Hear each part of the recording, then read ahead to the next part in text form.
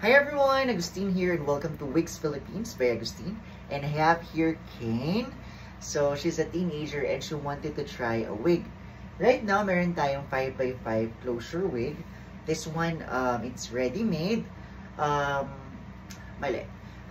Yes, it was actually made for one of our clients. It's dark-rooted.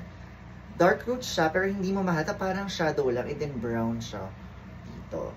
So the cap is 5x5 lace and then close wefted. So yeah, let's try this on kay Kane. So as you may see, yung hair niya is natural curls. So mag-iiba yung look talaga ni Kane with this straight wig. Yung wig pala natin is permanent silky straight. So even after washing, it will remain straight.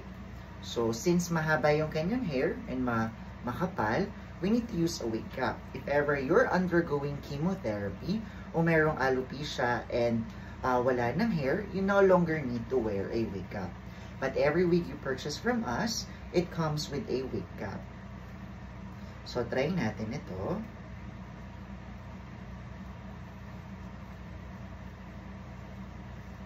Okay. So, Kane is first time niya mag-wig. So, are you excited to how you look like sa straight hair? Okay. Alright, so little background from Kane. She's from Tarlac. And right now, bumisita lang siya dito sa atin. So, sabi ko, why not make a video para naman ma-witness niyo yung one of our wigs. Actually, this type of wig is very common. Lagi natin siyang ginagawa dito kasi here with Wigs Philippines, we do custom-made wigs specifically sa itsura ninyo. So, for this one, lagay natin. Okay. Ayun, no? Iba agad, diba? By the way, meron pa tayong excess lace. Itong excess lace, it's a proof na bago ang inyong wig. So, kailangan siyang gupitin before siya gamitin. But for this video, i-fold lang natin siya inwards para mas natural siyang tingnan. And i-adjust natin yung wig cap. Ayun. So, ayan. So, medyo may something lang dito because yung sa wig cap. But if ever na-cut yan, mas malinis siyang tingnan. Or we can also do something like this para medyo ma-hide siya, you know. Yan. Anyway, yan, ganyan. Pakita lang natin. Ayun, no. Kita niyo yung scalp. That's lace. Since this one is 5x5 lace, oops, pwede natin siyang i-part anywhere. So, right now, andito siya sa left ni Kane. Pero, we can also change that into middle, ayun, or dito sa my right side. But kailangan bagong wash ang wig or i-spray nyo ng water para stay dyan yung hair parting. Kasi again, once na matuyo siya dito, it will just go back there. So again, itong hairline, mas okay to once fully cut na yung lace ninyo. But right now, it's looking like fake. Ayan, no? Kailangan talaga i-cut talaga siya. So, right? By the way, just a quick story regarding sa hair. This one is ganito yung hair length niya talaga. And permanent silky straight siya. So, we provide a treatment para maging straight siya even after washing. Also, it comes in natural color. So, for this one, yung may-ari nito is requested to have it colored like this. Ayan, kita niyo yung color. And she also wanted a dark roots. So, pakita ko yung dark roots, ha? So, as you may see, hindi nyo makikita yung parang line or transition from dark roots to the brown. So, mas natural siyang tignan, as you may see, diba? Kasi, if ever all brown yan, guys, hindi natutubo yung hair nyo. All brown yan forever. So, mas maganda na yung parang may shadow lang. Para mas natural looking. Alright? So, as you may see, ayan, it looks really good kay Kane. So, if ever you go ahead and book an appointment with us, we will let you try our available wigs. Ito yung one of the lengths na available. This length is perfect for bob. Pwede natin siyang gupitan or shorter bob, gano'n. But if ever yung ganito yung gusto nyong length, okay siya. Pwede rin natin siyang i-bob ng longer like that. So, we did color this. And meron lang tayong little adjustment na gagawin dito sa back since yung may-ari ng wig is a bit, yung head niya is a bit smaller.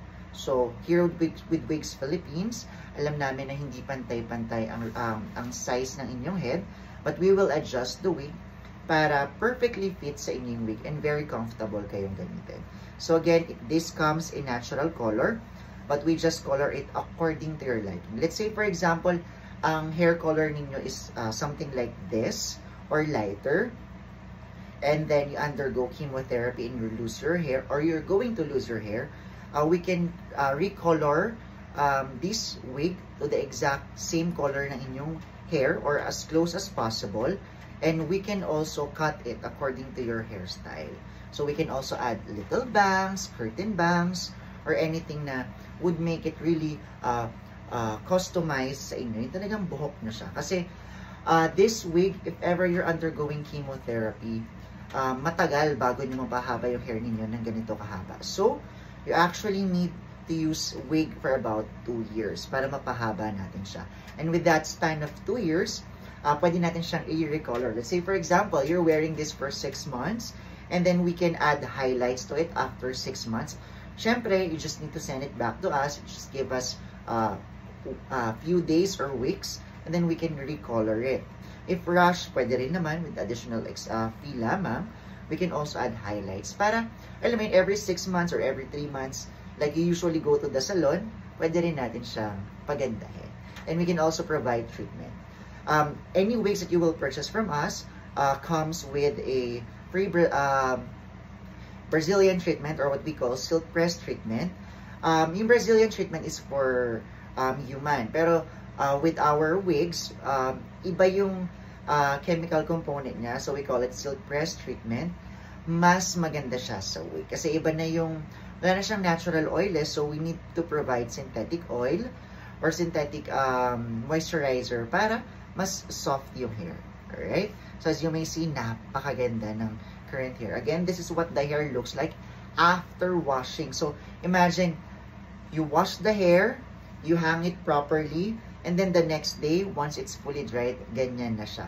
Unlike wigs from other shops na buhaghag and kailangan yung planchahin.